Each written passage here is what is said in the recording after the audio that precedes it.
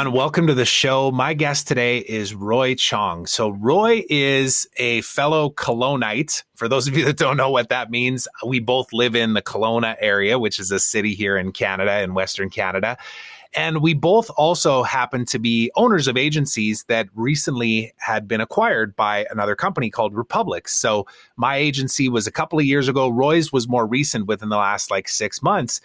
And when I saw that our parent company had acquired his agency and I noticed he was here, I thought, I'm going to hop on a call with this guy. I may as well get to know him. We might have some things in common. And boy, did we ever. We found out that Roy actually crossed paths with my wife about 5 years before I met her. They were both in marketing roles, and he ended up hiring my wife actually to replace him as he went off to pursue a career in the music industry as a producer. And he had a lot of success in that. And we spoke about his journey out to New York and what that was like, and just the grind of it, and how it really shaped him as a creative.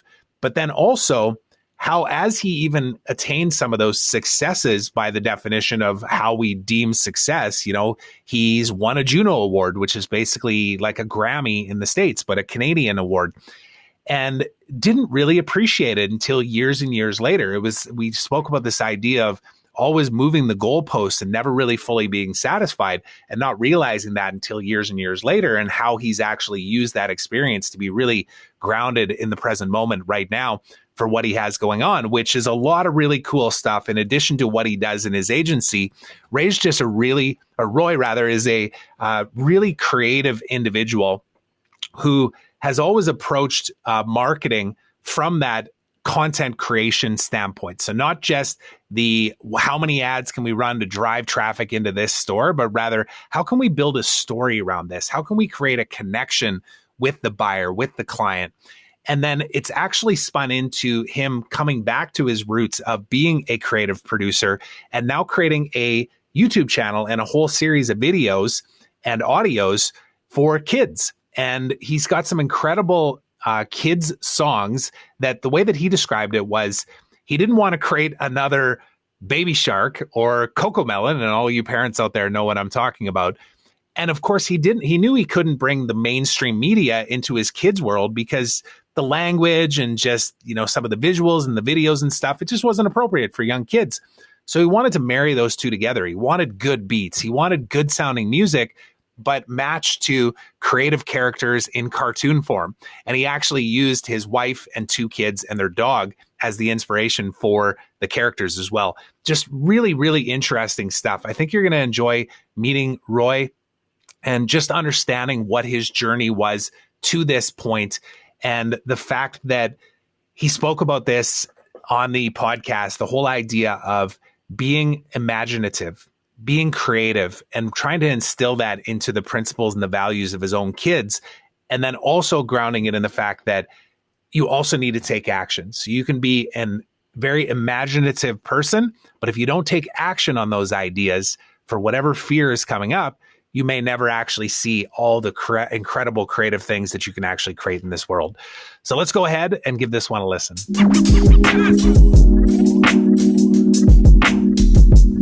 All right, Roy Chong, how's it going, my friend? So good to be chatting with you here again today. Likewise. Thanks, Trevor. Thanks for inviting me on the show. Appreciate getting some time to chat with you. Yeah, I know you and I have only talked 2 times, but the first time we chatted, it felt like old friends.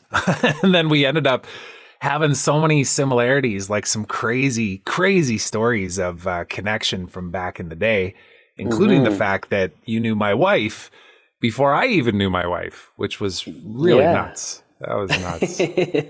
Isn't it funny how life works that way? Yeah.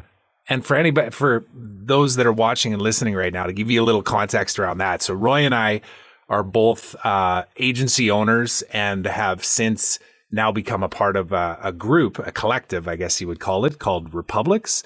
So we have that connection. And that was one of the first reasons why you and I connected. And then we just hopped on a quick call because we're both in the Kelowna area here. I'm on the west side of the lake and Roy's over in Kelowna. But we just thought, hey, let's connect. Or I thought, let's connect. And we were talking, and then I was describing my wife, I think, and I think maybe I said her name, and that was what triggered it for you, wasn't it? She's No, like, you sure. said something about Route 3. Oh, And right. I just happened to remember the name of her agency for whatever reason. Yeah. And I was like, wait, who's your wife? Oh, I know. It was so crazy. And then what was the connection again? You guys worked together, or you were kind of crossing paths in a role or something?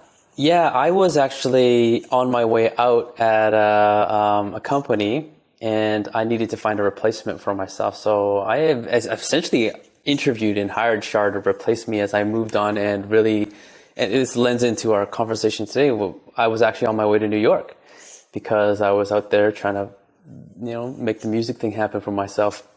And I got signed to a production deal out there. And so she was part of that transition. Yeah, it's so nuts, man. Because that was like, what, mid 2000s type thing? Like, 2007, 2008 maybe? Yeah, I think it was 2007, 6 or 7, somewhere around there. Yeah. And I met Shar in 2010. So, but I heard all the stories, man. She had my wife is somebody who has had 400 jobs in her lifetime and owned multiple businesses. Yeah, right. So I heard about that company as well. It was a part of it. So it was just such a neat connection to make. And then, of course, since we're both here and you have 2 young kids as well. How old are your 2 boys, right? 2 boys. One's 4. One just turned 2. Right. So a little bit younger than ours. Ours are 5 and turning 4. So, but we've still yet to get together in real life. We'll have to make that happen here really soon. We have to before you guys take off. Yeah, we'll have to get together for sure. Yeah. We were just talking about that, of course, before we flipped the switch. My wife just flew to Costa Rica yesterday, so she landed and slept an hour on the plane. So she spent the first couple hours sleeping in the hotel room, but. Man, it looks gorgeous. She's sending all kinds of photos and making me jealous right now. Yeah, right. Hey, so maybe her discovery process is going to actually take extra long because she's out there she's out there trying to see if this is going to work. Yep. It's month 2, month 3 goes by. I still need a little bit more time. Yeah. Well, I told her, I said, you just go with the flow. If you feel like you need to stay longer, you stay longer. We'll figure it out over here. We'll hold the fort. We'll take the kids down to the playground and make sure that they have some fun and stay alive. That's my only job as the dad right now. Have fun, keep the kids alive. Right on. So I'm going to just start us off here with a little quote, and I'd love for you to tell a bit about your background. But I always mention this at the start of these podcasts because it kind of sets a good context for everybody, for anybody that hasn't watched this, and then for you as well. It's a Brene Brown quote. So one day you will tell your story of how you overcame what you went through, and it will be somebody else's survival guide. So that's our grounding, man. And I know you have such an interesting story, and I'm interested to hear more of it because you and I have just kind of scratched the surface. But, I mentioned that you are an agency owner now, and we'll dig into that a little bit and Republix and all of that. But let's go back to those times when you flew out to New York. Maybe start there and give us kind of the picture of what brought you to this point here today. Yeah, sure. Well, at that time, I was, my parents were very supportive. Like being Asian, having Asian parents, like telling your parents you want to be a music producer is probably their worst nightmare because they want you to be a lawyer or a doctor or something. And I just wasn't that smart, at least I wasn't that academic. I won't say smart. I wasn't that academically focused. And I was definitely more involved in the arts. And by the time I had moved to New York, my brother and I had already built up a music production company. We had some placements I think by then we had already worked with Swollen members. Mm-hmm. I know that was a blast from the past when you brought that name. When I brought that up, yeah. Canadians will know it. American people maybe not so much. But, totally. And even younger kids now, it's like sometimes I'll be like, if they look like maybe a little bit older, I'm like, oh yeah, I work with the Swollen members, and like they have no idea, It's like that generation's gone. It was like the 90s. I know it's like 30 years ago now. It's crazy. Yeah, I know. And we had already been working in Korea, working with a couple big artists out there as well. But I had, as a condition to allow my parents for me to do music, I had to go to school. So I did the BCIT thing, and then I worked in the marketing world, building up some savings so that I could really go to New York unhindered, and really I was like, I'm going to New York. I'm going to do a year there. Let's see what we can make happen. And then from there, we'll make decisions after that. And so I was busting my ass, working, trying to save money. And by the time I had left, I kind of left everything behind. I had another girlfriend at the time, like broke that off and went to New York. And I didn't know anybody. The only person that I knew was a friend of mine who I was staying at. He was a up and coming dance choreographer who ended up going on to do really great things. He knew this doorman at a building near Times Square where a lot of rich people lived. And he happened to know this one producer. His name was Bang Out. And he co-produced Disco Inferno for 50 Cent. And that was my only, I'll start. That's at least something. I'll start there and see what happens. So I went out there and started to foster that relationship, started meeting artists. And then they had these things called beat battles. I don't know if they still have them. But I started to enter some of these beat battles, and it's basically like an MC battle, except producers go toe to toe. They go beat for beat. You play a beat, I play a beat, you play a beat, I play a beat. And, I ended up winning one of them. And one of the judges in the audiences was Buck Wild. And Buck Wild was a platinum producer who had made music for Jay-Z, Nas, Biggie, Faith Evans, like you name it, he had worked with them, Busta Rhymes. And so he was one of the judges. Another producer who's even gone on to be even bigger than he was at that time was Illmind. He was one of the judges there. And they all scored my performance, I guess, one of the best for that night. And I won that beat battle, and I opened the door to have some conversations. I ended up doing a signing to Buck Wild, and we started, collaborating and working together at that time. But it was a slog, man. It was, I went there with the intention that I'm just going to follow where the progression of my passion at that time was going to lead me. And if I could do something on the world stage, which would be New York for music, and it even is today, I would have something under my belt that I would be super proud of.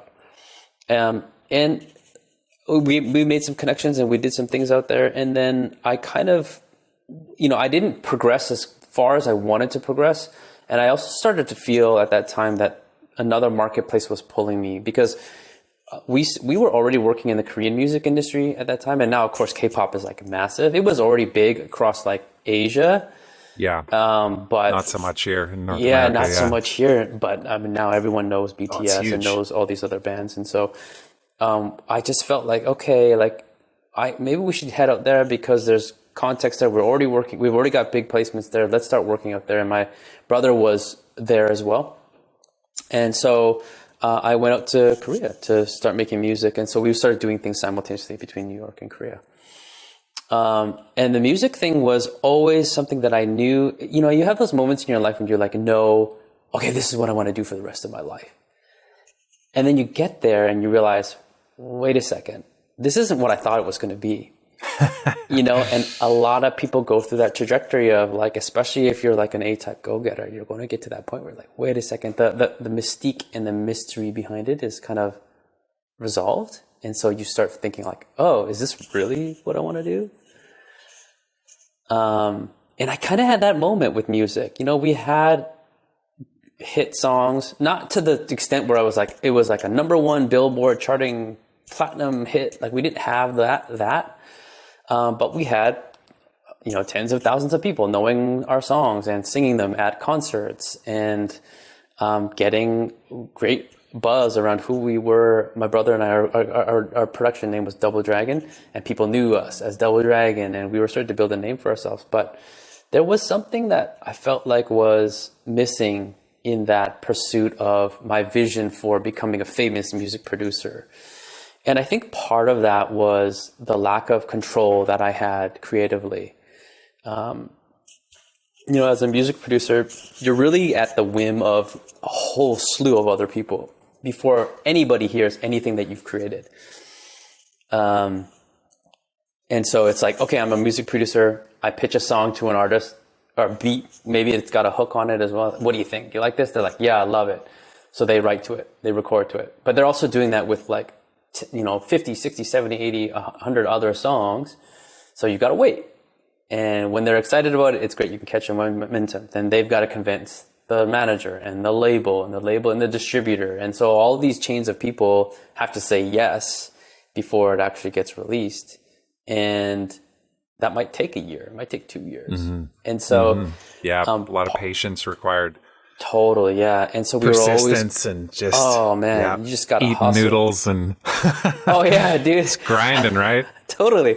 I always tell people this story. Like, there was a moment in our kind of music trajectory where I was like, we were at a financial situation where we had to choose between like toilet paper or like veggies. You know what I mean? And both were like a luxury to us. You know? Yeah, totally. The rest of it was like just sustain life, stay alive, find the cheapest place. Luckily in the States, especially back then, I don't know, I'm sure it was like this in New York too, but I went to university down in North Dakota and Iowa and stuff. And man, I barely spent any money on food because like you'd go to the local pub and you could drink 99-cent beers and eat free chicken wings and stuff. So we knew all the places. Tuesday was this and Wednesday was that. Yeah. You just figured it out. Yeah, totally. It wasn't nutritious food, but we stayed sustained alive. You, right? Yeah. Yeah, that was always the struggle for us, was kind of having the payoff be worth it. All the hustle and all the rejection and all of that. And so, the music industry is fraught with kind of shadiness. People are always trying to take advantage of you. And for sure, although I'm Korean, I'm Canadian-born Korean. Like being in Korea, being what they call a kyopo, which is like a Canadian-born Korean or foreigner Korean, and I didn't speak the language 100% well. There was like, we got hosed and taken advantage of so many times in Korea, and so that starts to weigh on you as well. And although people see the final result of like, oh, they're making amazing music, they must be having this amazing level of fulfillment and success. Yes, it's amazing to see people like rocking out to music, seeing it performed at shows, climbing up the charts. But there's still like a little bit of validation of like respect and like being cherished and that whole process. And then again, having the control that wasn't there. And it started to weigh on me. And the music industry started to get kind of to be a dark place for me. The payoff, although like much like anything, like the high of having a song released and everybody loving it, it like lasts less and less, like that peak. And you're like, okay, like what's the next thing? What's the next thing? What's the next thing? And that constant trying to drive to fulfill that void got a little exhausting. And so at that point I was like, okay, I'm out. That's it for me. I'm going to try something new. Yeah. Well, good for you for pursuing it though, man. Like I was just thinking about 2 nights ago, Shar and I were watching the Dr. Dre documentary, The Defiant Ones, with Jimmy Iovine or however you say it. Yeah. That was really eye-opening, man, to exactly what you're saying, like to see how Jimmy actually made his way up in New York even too, and how, he just started by being in the studio and being helpful and then naturally got an opportunity. Hey, this guy's sick. Come sit in this seat. Can you be an engineer? Yeah, I'll figure it out. And it was really interesting to see that. And then even the evolution of how it changed over time and just that fight and that struggle that is the music industry. And then even Genius, documentary that's out on Netflix right now, same kind of deal, right? You look at Kanye and what he did to actually get noticed. And I think I mentioned to you that I had Caduce on my podcast recently too, who was the person he was one of the influences to get him on MTV back in the Total Request Live days, which was obviously huge back then, right? Like you think about you landing in New York, like imagine we could have fast forwarded to today where, hey, let me introduce you to Caduce. Like that would have been pretty incredible. But Caduce actually speaks about that a lot though, the whole idea of fame and how it's related to social media even too, and how it can be an addictive thing. And when you attach your identity to that and then things don't rise at the same kind of pace that they had in the past, or you go through a lot of lows, it can be if you're not really sound internally, it can really defeat you. Oh, 100%. And hurt. Yeah. 100%. I tell people this all the time. I wouldn't wish fame on like my worst enemy because it's such a mirage. Yeah, it's surface level Yeah, and kind some of people gratification. who have the capacity to, like when you watch Genius, like you see how much Kanye had to fight to get that thing because no one believed in him. Right? And maybe to a certain level as a beat maker, but he had this bigger vision and no one saw it, no one believed in it. So he had to scrape and scrounge for every morsel of respect, right? That's a really, like, only certain people have that capacity, and certain people want to become politicians. Certain people really want to become famous. And and I talked about this in my other conversations, but there's always a cost, right? Like you can't want that thing and still be the same type of person that you are because it forces you to change. You even see it in the Genius documentary, like when you can see the transformation from him being like Kanye West to Yeezy and how he like even Cootie, like he feels it. Like you can see from Cootie's perspective what's changed. Thank God it comes kind of full circle for him, but you see what the industry does to you when you're trying to keep up with that machine. And I just never had that capacity to keep up with that. And I kind of looked around me. A lot of the artists that were around me were highly insecure people. They weren't happy, even though they had very measurable success. They weren't like happy types of people. They were deeply paranoid and insecure about what people are saying about them and who's going to try to use them for something. And it just didn't really foster a lot of great kind of moments for us because everyone was battling against everybody almost, even though on the surface level you're trying to work together. And so I just got tired Yeah. of it, man. Yeah, that's what I think is pretty incredible because we talk a lot about, the social dilemma documentary, for example, where they talk about all the negativity with social media. And there is lots, like, don't get me wrong, there's a lot of things that are just like, ugh. And we wish we could just rewind to a simpler time. But think about artists today now. If you have talent and you have the ability to get your message out there, you don't have to convince anybody else that it's good. You just have to put it into the world and let the world decide whether or not there's a market for it. And that's freaking incredible, man. And naturally, there's still the business side if you want to really elevate that to the next level. But you can get your foot in the door at least now without having to be in that world, right? And maybe sell your soul to the devil kind of thing in order to get ahead, which I'm sure many people do. I'm sure many people make regretful decisions. Speaking of that, any regrets over the journey that you went on in that, or were you good and grounded at the end of all of that? In music? In the Yeah, music just part? when you Yeah. said like it was time to be done and that was that. Well, Yeah. I have to say, like it was heartbreaking for me. And after I just had decided, although I knew I was making the best decision for me and my health and where I wanted to see my life go from here, it was heartbreaking. Like I was kind of down on myself for a little while. You feel like, oh, you achieved so much, but you didn't achieve what you really wanted to achieve. And perhaps it wasn't part of my destiny to go to the abyss and never return. But at the time, to be frank, I kind of felt like a failure. Even though, like, if you look at my back, I have all these credits here and I've worked on all these albums for whatever reason, I still feel like I had failed my initial trajectory, my initial goal. And that's kind of also an indication of how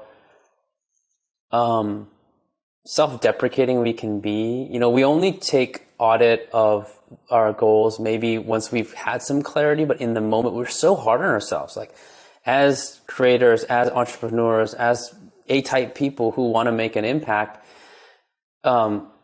Just because it wasn't 2 million people, instead it was 100,000, somehow that doesn't validate what the impact is. Like it's such a twisted way of thinking or measuring your impact, where it's even if it was just 1%. And we had countless people contact us, message us, like, that song that you guys did, it really helped me through a tough situation. And as I think about all of those moments that we had with those different people, that's what it was about. It wasn't about getting platinum plaques or any of that, because that's where the the addiction comes in, is like when you start to measure yourself by those KPIs, the addiction really starts to like, okay, I didn't get platinum this, okay, we're going to work harder to get platinum next time. But no, it's like this one-to-one impact, just one person. Like if all that work, you release a song and only one person is impacted by it, then that should be the KPI for success. And I just didn't see it at that time until much, much later in my life. And if I had any regrets, I wish I kind of treasured the milestones and appreciated them more, instead of, it's kind of like that A-type where you're like, cool, got it, move on to the next. And what's next? Yeah, what's next? Because it was so crazy because I had even forgotten that we won a Juno Award. That's what's so crazy about it. The album we made, Did for Black for Swollen Members, won a Juno Award, and we had forgotten. Like years and years later, my brother and I like, hey, didn't we win a Juno Award for that? Like that's how we were like, that's how focused we were on like these bigger goals. Like, hey, Juno Award's cool, but what about the Grammys, right? And then so my regret would be that we didn't like treasure and appreciate the things that we were doing. And maybe had we done that a little bit more, we would have been more fulfilled and had the energy to carry through the next battle and the next phase and the next stage. Yeah, I'm glad you said that out loud, because it is about the journey. And part of the reason why I decided to do this podcast was to create a bit of a blueprint for my kids. At some point, they're going to look back on this. They're still too young to really take in any of it now, but I want them to hear stuff like that, because I want them to have big, crazy ass dreams and go and jump off the cliff and figure out how to do it, knowing that I'm not going to be able to pave every path for them. They're going to want to do something that I have zero experience in, I hope, because I want them to dream big and to just enjoy every moment of it and celebrate those wins. Like you said, I think it's critically important, because a lot of times we don't reflect on it until years later in some cases.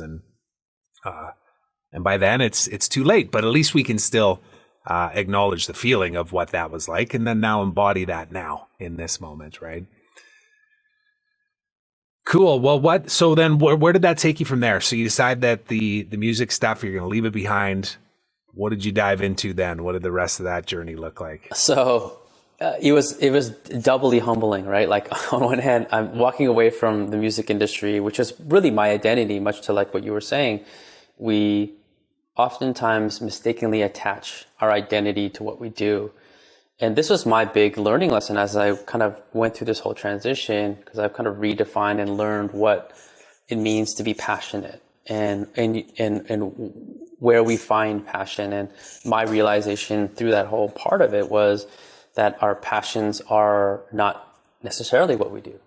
It's who you are. It's what you embody inside, and that can be applied to anything that you do in your life. I didn't realize that at the time, but as I said goodbye to the music industry, I came back.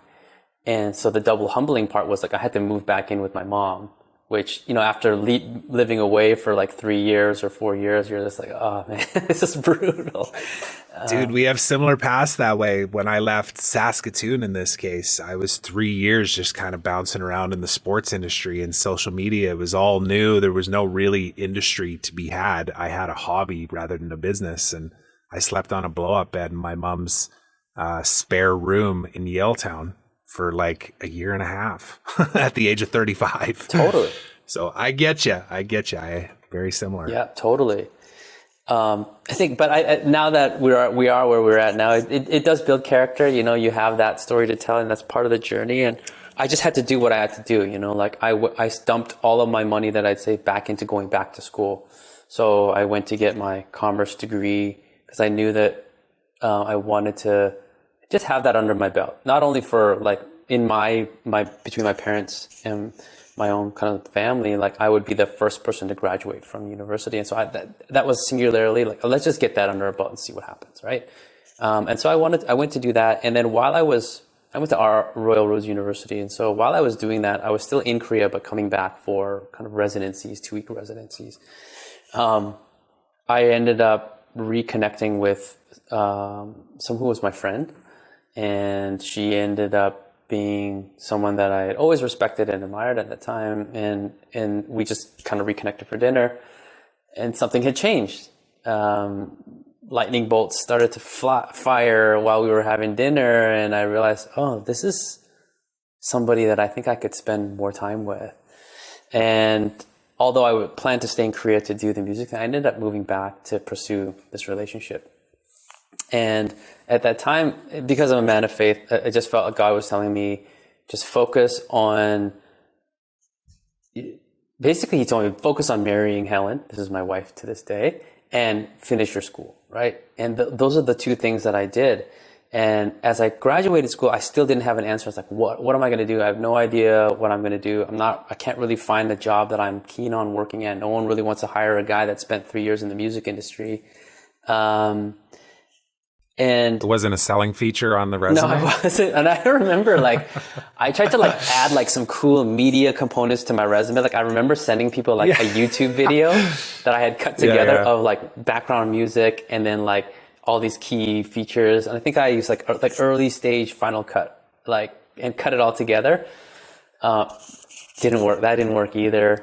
I guess it didn't work when I was applying for marketing coordinator jobs at an insurance company. They just don't care about that, It's this guy's way too creative for us. Yeah. Dude, it's so funny you say that too, because I met Sharmila because she was a recruiter, hey? So I hit a point. Yeah, I hit a point where I was on month 18 of sleeping on that blow up bed in my mom's place. And I was like, what the hell am I going to do here? I better just throw a resume together and throw it out to some recruiters. And I got hardly any calls from recruiters, but she was one of them. And her boss at the time had said, this guy's not hireable, but he seems kind of cute. So why don't you meet him for lunch, right? It was one of those, because I had a 7-page resume, which was a portfolio that screamed, don't hire me. It screamed, I'm not going to stay in this job for more than 6 months because I'm going to get bored and I'm going to just go and start something new. Sounded like you had a very similar experience at the start of that. Yeah, definitely.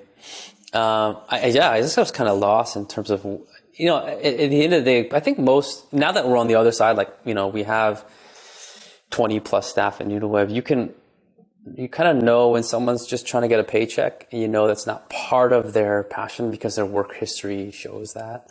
And that's probably what my resume looked like at that time. So rightfully so, you were not getting those jobs. Yeah. It worked out and it probably worked out in your favor. Totally worked out in my favor, because at that time I was like, okay, what the hell am I going to do? And this is really key, I think, from a guy's perspective. When you're about to get into a relationship, especially with someone that you want to marry at some point, you're always thinking about how you're going to lead, right? How are you going to lead this marriage? How are you going to lead raising a family? And I was like, okay, what am I going to bring to the table? Because my wife already had a cushy job as a neurology tech at VGH, right? So her kind of career path, at least in that scenario, was already kind of predetermined. And so there was this complexity of hey, what am I going to bring to the table as this kind of transition out of the music industry? And I was always trying to fight for me. And then I had this real aha moment, which was, okay, maybe it's not what am I going to do? It was what can we do together? And it was huge, because as soon as I made that transition, I started to solve the problem from the perspective of both of us. And at the time, Helen was a photography hobbyist. She had a Canon Mark II. She, another doctor was filming videos at the hospital, so she had access to all these lights. I was like, okay, so you can do videography and I can do the marketing part. So why don't we start an agency that uses content to help brands build equity, unlocking the wisdom, experience, and knowledge that they have? And then we'll, apply traditional PPC, SEO, website, all that stuff. And we were in, I remember it's clear, we were in a Hong Kong cafe, and she was like, yeah, we could do that. And we started to get excited, and we started to sketch what the name would be, what the logo would be. And whenever people always ask me this question, how did you come up with the name Noodlewave? And it was in this moment where we're like, okay, thinking about us as a we unit, what would the name brand be? Well, you work in neurology, so you're looking at brain waves. I'm a very creative person, so maybe it's something to do with brain wave creative. I was like, but brain, that seems so cheesy, brain wave. Is there anything else that we could use for brain? I was like, well, what about noodle? Use your noodle. And yeah. And then we're like, oh, that could kind of work. And we literally sketched what the logo would be with the top opening and the wave coming out. And that's our logo today. And that's the name of our agency today, which is Noodlewave. And it was that transition of thinking about me to we, and Noodlewave was born. And although Helen never, like, she helped me in the beginning, and within 3 months, we were off and rocking, and she didn't really need to be as involved in the content part of it, but she had the recipe of stuff to get us going. And one of her really good girlfriends was our first client.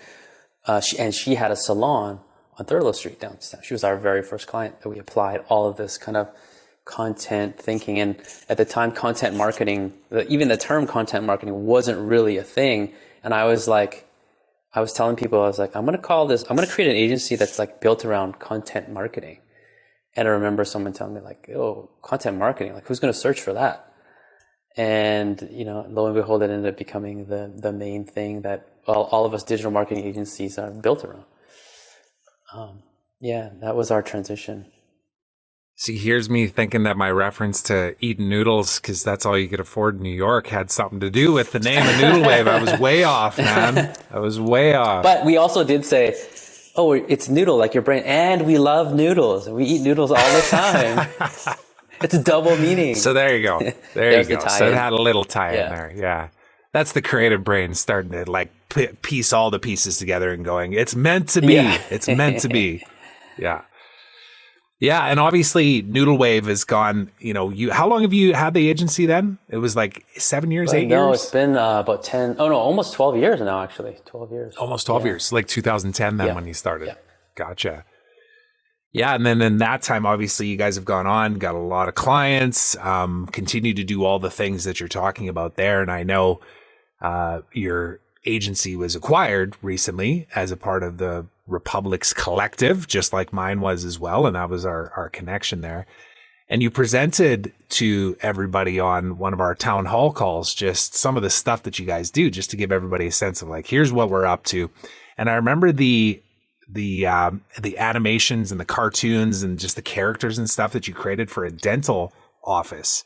And that was really unique, man. I think that really opened everybody's eyes up of like, oh yeah, here's another PPC agency. Sure. Okay. Sounds good. But then you started presenting this stuff and everybody's like, damn, it's pretty cool. You want to maybe speak about that and why that has become a part of what you do and how it ties into that whole content marketing piece? Yeah. I think it goes back to that notion that I always knew that I just need to take my ability to create to whatever it is I was doing. Like I love creating. I'm a creative person by heart. Music is one of the most creative means of communication you can kind of create. And it was just me applying that same creative thinking to something that perhaps hadn't had an injection of that out of the box creative thinking in a long time. And we try to do that with everything we do at Noodlewave. I'm trying to instill that into the team as much as possible. And for me personally, I'm always trying to apply that to whatever it is that I'm doing. And so when it came to doing digital marketing, although in the beginning we kind of didn't know what the hell we were doing and tried to figure it out along the way, we started to realize that as long as we create messaging and positioning and content that resonates with that target audience, there's always an opportunity to tell a story, right? Everybody's got a story to tell. Your quote in the opening exemplifies that. Essentially what we're saying is our currency for human connection is our story. And there's elements of that will resonate with certain people and other people. We just have to know what part of that we should be telling.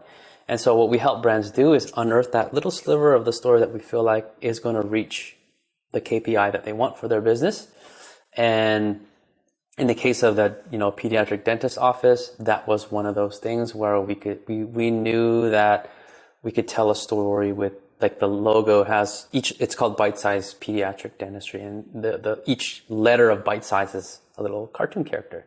But then we turn each character into a little persona, and that helped kind of summarize the tone of the brand, stand out. We still, one of our greatest lead funnels is that website we designed for them, because people hit that.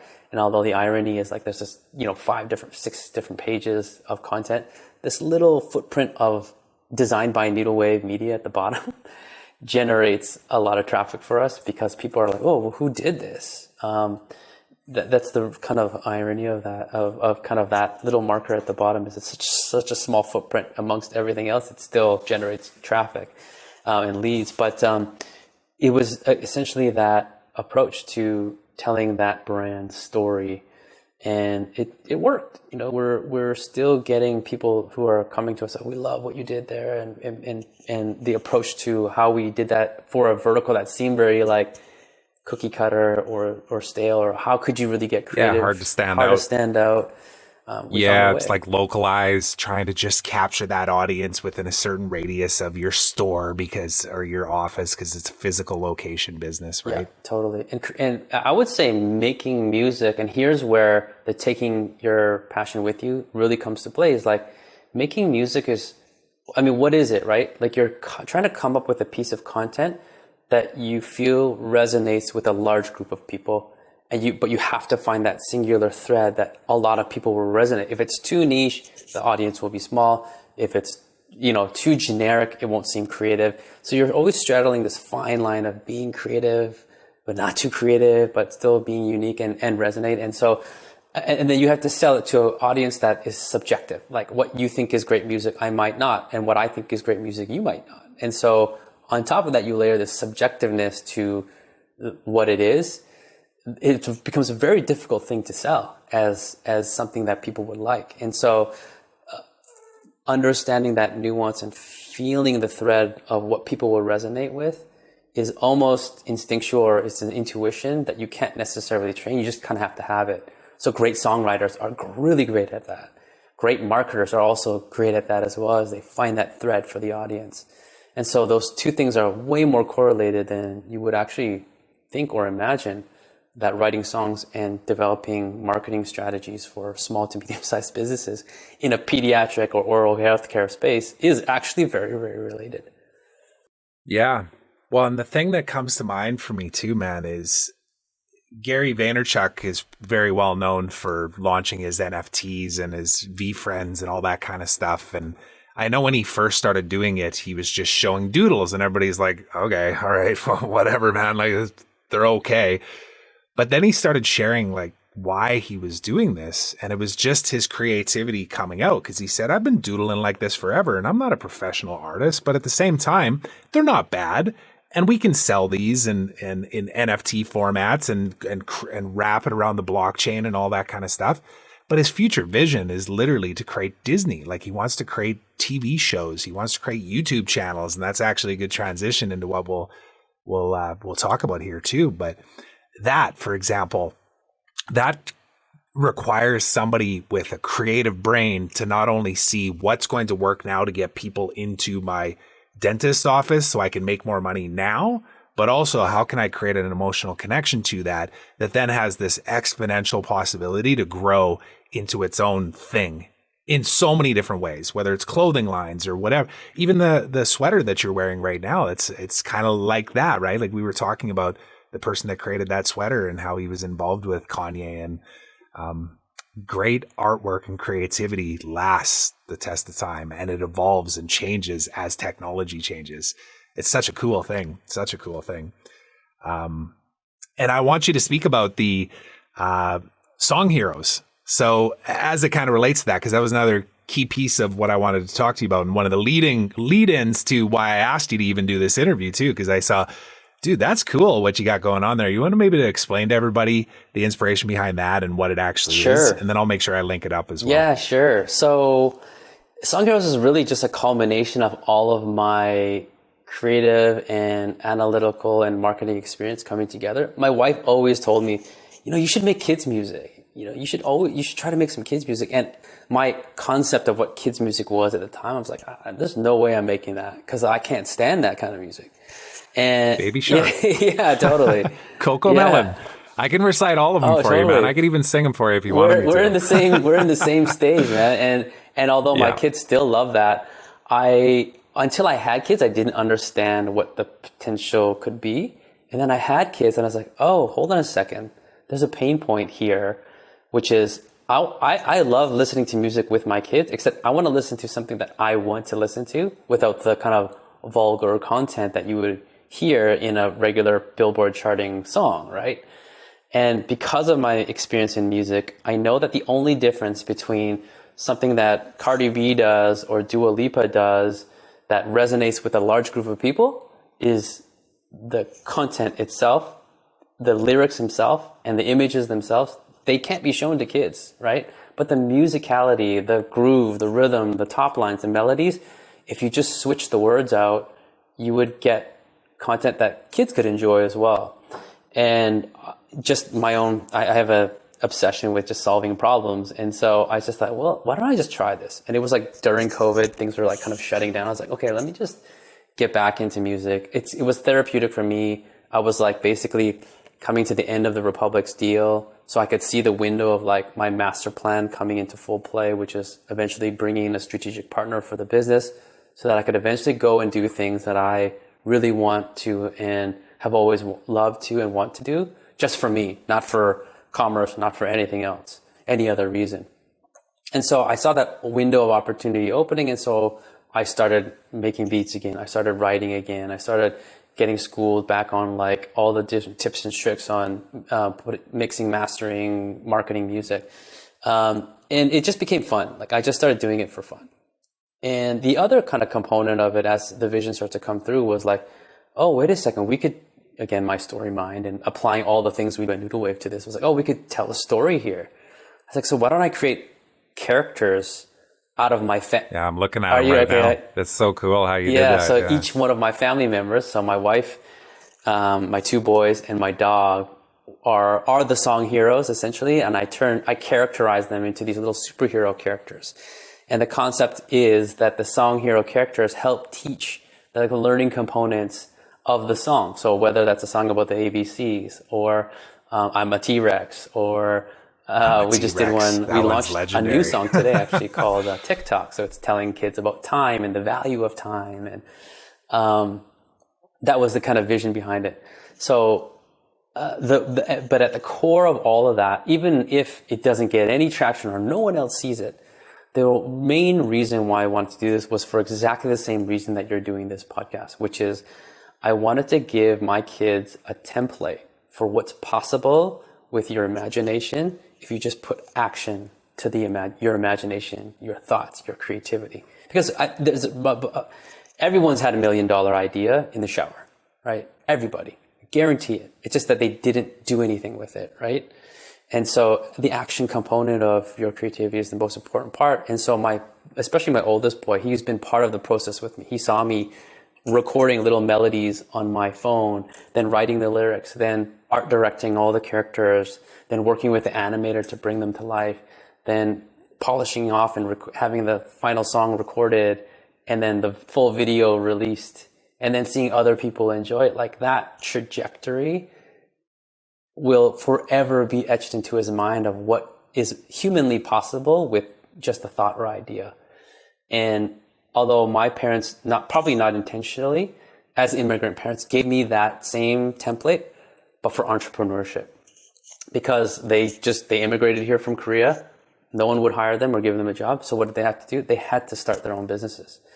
And although it was a means of survival, it was probably the single most important thing that they gave me without realizing they gave it to me, was a template for, oh, wait a second. In that moment where I can't find a job, okay, I'll just start a business.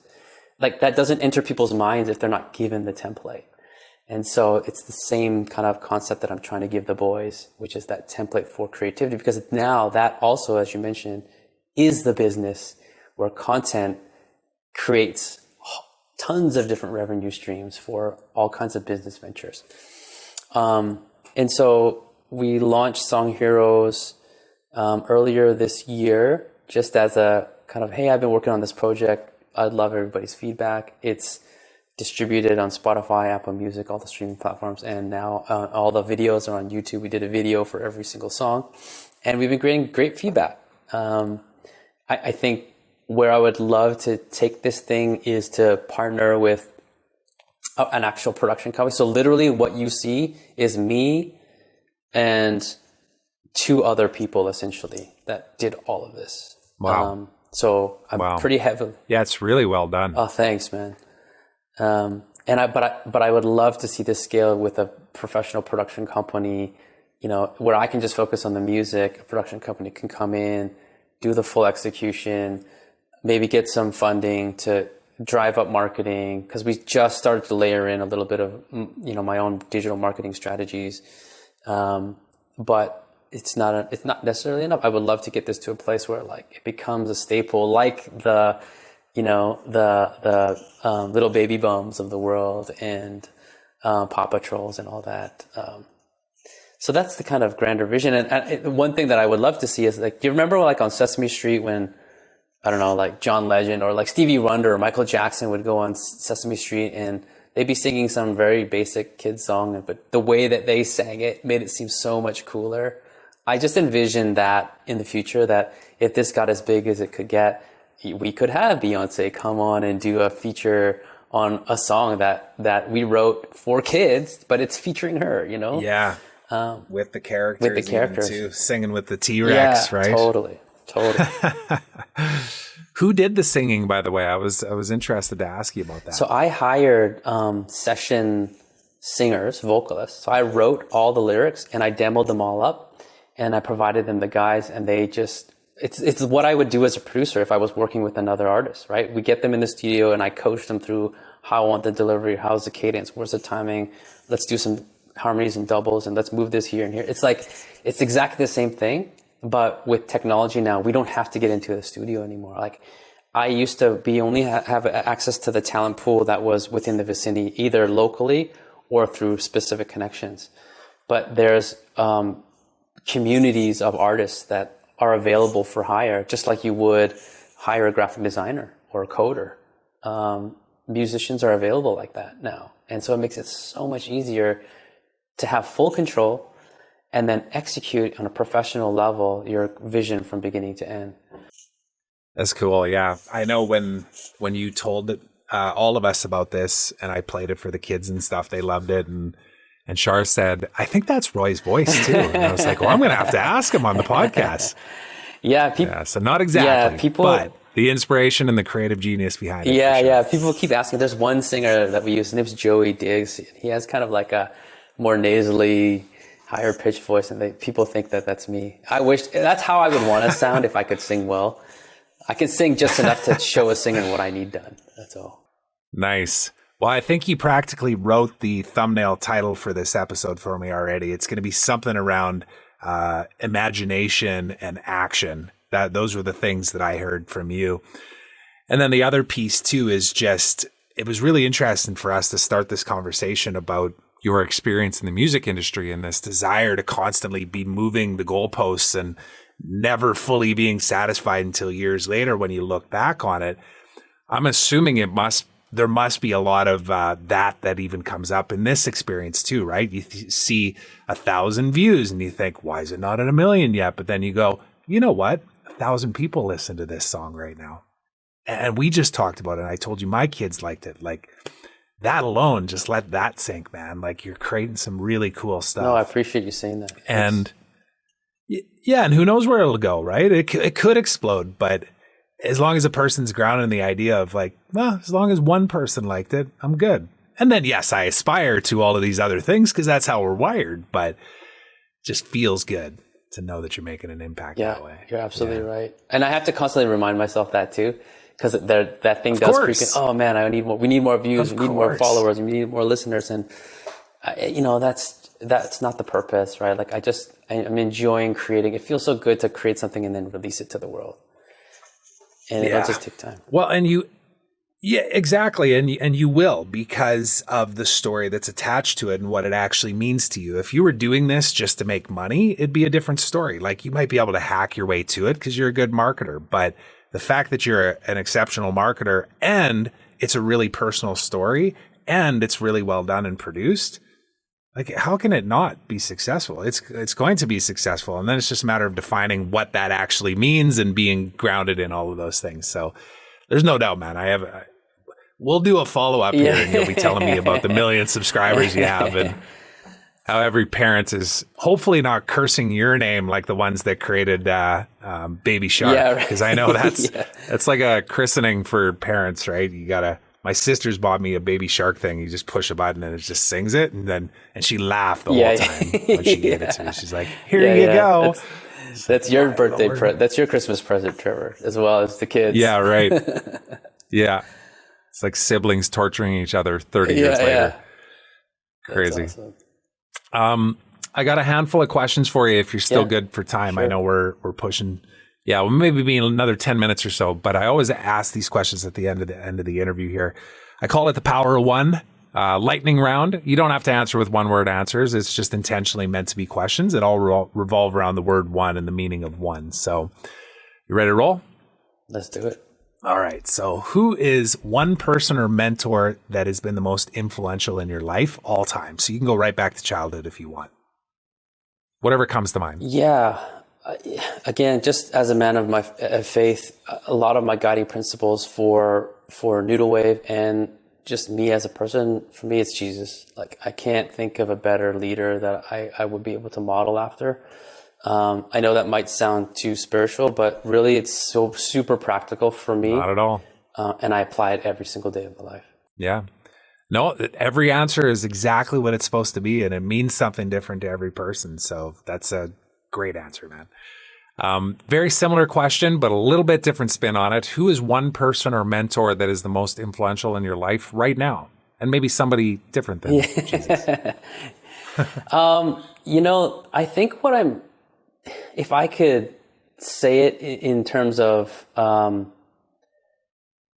where I'm at with the business, then I would say the interesting thing, and I just shared this with the Republix team yesterday, which was the collective really, as a collective force, is a great mentor for me. Number one, because mentors are supposed to support and encourage you. And I think all of the citizens can relate to the fact that we don't feel like we're doing it alone anymore.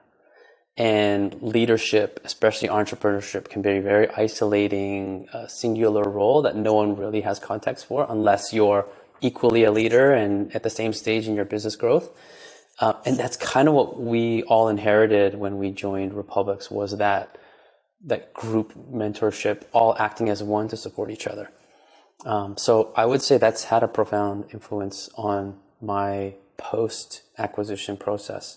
And I don't think it could have gone any better, at least for us, in me deciding to actually go through the whole process. Yeah, great answer as well. And I agree. It's the collective of not only the expertise and the decades of experience, but just the people and their values. And because I think that's, you and I talked about this on our first call, that Thomas was obviously the first person that both of us really got to know on a very personal level. And when I met Thomas for the very first time, I just knew that we were going to be connected for the rest of our lives. I just didn't know how.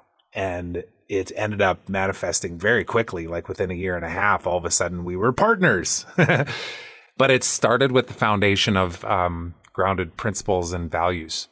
That was it. I knew that we'd be better together, and that no matter what, even through the mud, that we would figure it out. That's it. We'd figure it out. Because life's messy. Business is messy. You got to go through the highs and lows. So yeah. And were you always the type of person to seek out a mentor? Because I feel like some people are and some people aren't.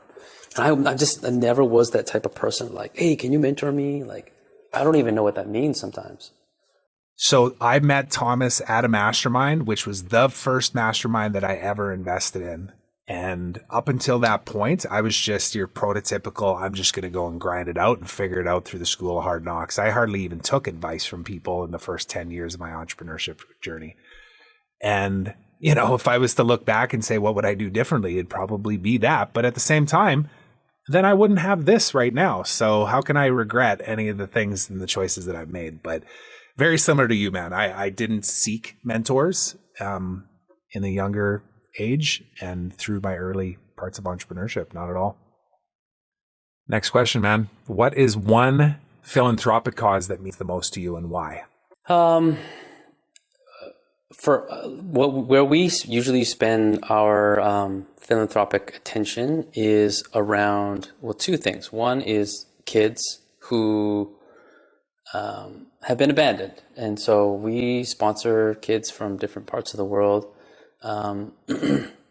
My wife is so funny because she, how like Facebook, talking about social media, is like your feed is your truth, right? Like your feed is your community. And so the algorithm feeds you what it knows you're going to click on. And so my feed is full of like business people, musicians, some stock stuff, some UFC stuff.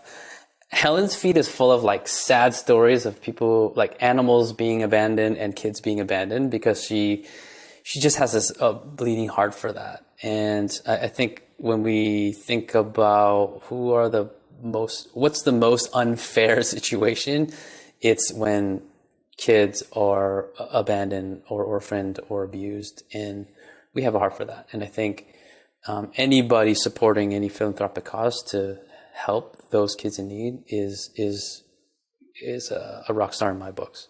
Mm-hmm. Great answer, man. What is one thing you are most grateful for right now? I'm super grateful for family. Much like you, we're both in the same stage of life. And you'll know probably as well when you meet other parents who have older kids, they look at you and they get that, like, they go off into their own history and like, oh my gosh, just enjoy it, treasure it. It's a very special time. And I'm recognizing that, 0 to 5 years old, I think is, although we're not on the other side of that, we're just getting to the other side of that. But I think it's, like other parents say, is going to be a very special time that we'll have had with our kids. And I'm just soaking all of that up right now. And everything I do and everything I look forward to, especially on the weekends when I have more time, I'm looking forward to just hanging with them and nurturing them and speaking into their lives. So for me, that's super inspiring. Love that answer, man. It's another thing that connected me to Thomas, right? He's got five boys. And if I was going to be in business with a collective of people or one individual, they have to have family fairly high on that ladder, because what's the points of any of this stuff otherwise, right? It's like, it's about the memories that you make together and being present in the moment. So great one. What is one thing you are most curious about right now and wanting to explore further? So something you don't know quite enough about and you want to kind of dig into. Yeah, definitely the ETF space. NFTs. What am I saying? EFT? I'm thinking about banking NFTs.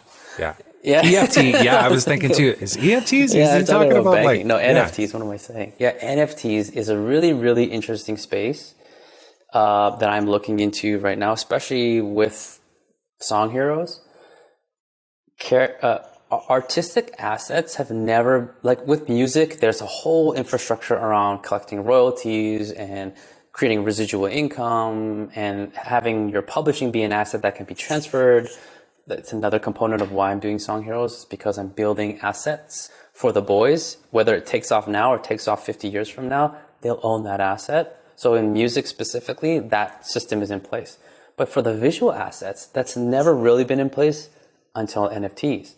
And so I've talked to another agency that they set up the whole system for you, and just having really interesting conversations around, I'm glad you brought up Gary Vee, but around visual art being treated as an asset, and then creating revenue streams from smart contracts that are transferable, and that the original artist, unfortunately Da Vinci doesn't get any royalties from the Mona Lisa, but imagine if he did, his estate would have carried on this revenue stream forever that could be transferable or even investable, right?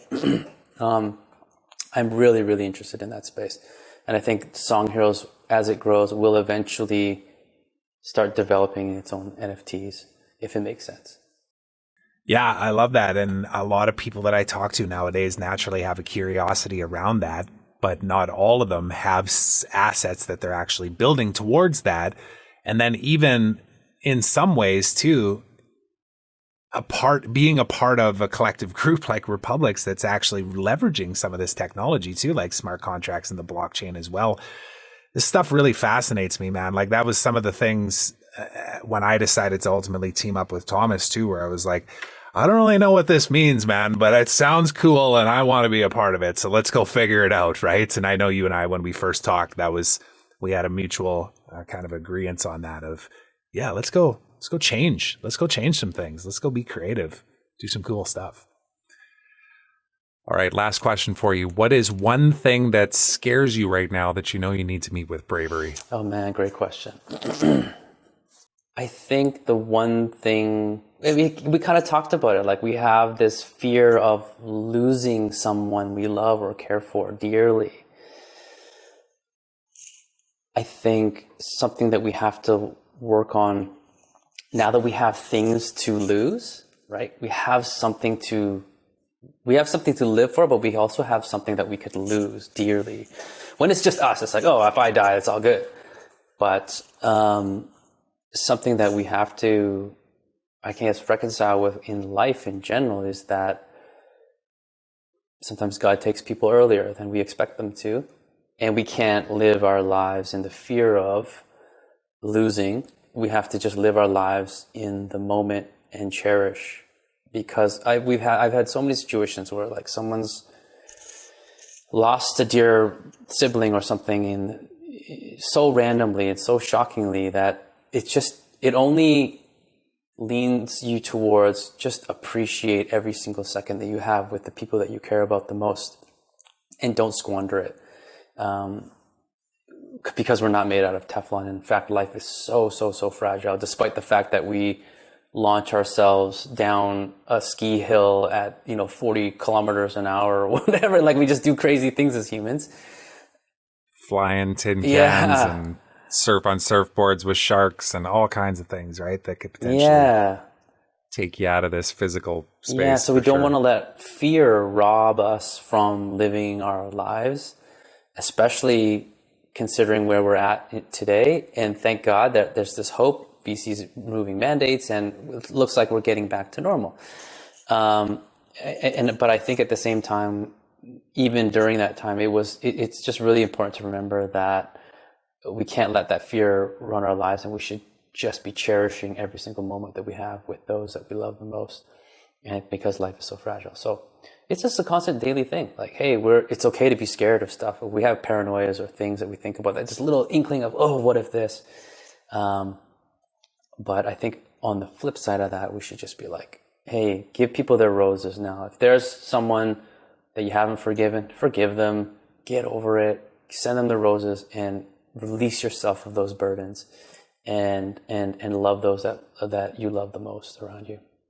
Great answer, man. It's just like perspective, right? Flipping that script of, yes, it is limited time on this earth, and even also, and this is where religion and spirituality and stuff naturally keep coming into conversations for me too, because I didn't grow up a religious person. I didn't go to church or anything like that, but I consider myself very spiritual, and I've really dove into the teachings, like the wisdom around that. And naturally, religion becomes a part of it too. So the question has come up recently, even for me, when you start to dig into that fear of like, oh my God, but then you go, wait a second, what happens when I die? Let me go Google that and see what the Google machine, you know what I mean? Like, and it's a deep rabbit hole when you get down it, but there's actually a lot of peace that comes from just exploring it as opposed to being scared of it and not being brave to kind of ask the questions. And then it allows you to just flip it around and go, you know what? I'm just so grateful for everything that I got in my life right now. I'm grateful for this conversation right now because it's inspiring to talk to you, man. So, and yeah, I just want to acknowledge you for that, man. We've only talked 3 times, and I feel like we could hang out for a lifetime, and I'm sure we will be connected for many, many years to come. And we do need to get together in person. So the next time I'm over in Kelowna, I'll bring the kids and we'll head down to one of those cool parks. So yeah, please do, man. Yeah. Yeah, I appreciate you, and I appreciate what you're doing here. I appreciate you reaching out. I enjoyed our conversation and just getting to anytime someone wants to give me an opportunity to talk about myself. And like most people, they're not going to say no. Of course. Yeah, it's fun. So I find everybody, at least that I'm talking to, is excited by it. Sometimes it brings up a lot of fear. Speaking of fear, it's like, whoa, I don't want to talk about my actual, like, vulnerable, honest, truthful story. But people that have been through that, and then they've either come out the other side and know that it's probably not the last struggle that they're going to go through, but they've learned to embrace all of that and actually love the shit out of it. It's so enlightening, and I think other people need to hear that. And this is my little piece of trying to create more positivity in the world, in a world, as you say, that's just constantly feeding us with fear and all of the things that are holding us back. So yeah, thanks for doing this, man. How can people find out more about you, connect with you, find your YouTube channel, all that stuff? Yeah, simple. Just go to songheroes.com. Everything's there. A little bit of our story around why I did it and how I did it, and all the resources for the links to YouTube and Spotify are all there. And engage with us. I would love to connect with more parents and feed us ideas. We want to make people, the audience, part of the process. If someone's got a great song idea, I'd be happy to write a song around whatever it is that they've got. We're looking to build a community too, much like what you're doing, of parents who love their kids and want to feed them great content and just share the parenting journey. So yeah, connect with us there. Cool, man. I'm already thinking of a couple of people I should introduce you to. One of them is, I've had both of them on my podcast. One is Zoe Scher, who is the CEO owner of a publication called Daddy's Digest, which has millions and millions of followers. And she's doing such an incredible job just creating content to support dads around all the questions that dads ask and then end up on a mom blog, Daddy's Digest, right? Yeah. So I think that'd be a really great contact for you. And then another person too is Patrick Brady, PJ Brady.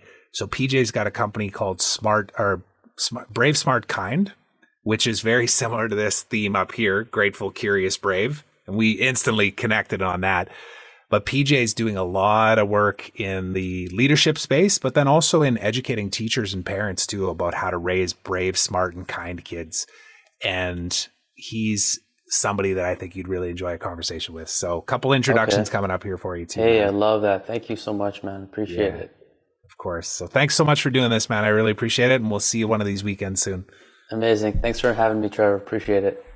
Thanks so much for listening to this episode of The Trevor Turnbull Show. I hope you enjoyed it. And if you did, please consider subscribing on my YouTube channel and on your favorite podcast platform, and leave me a review. I'd love to hear from you.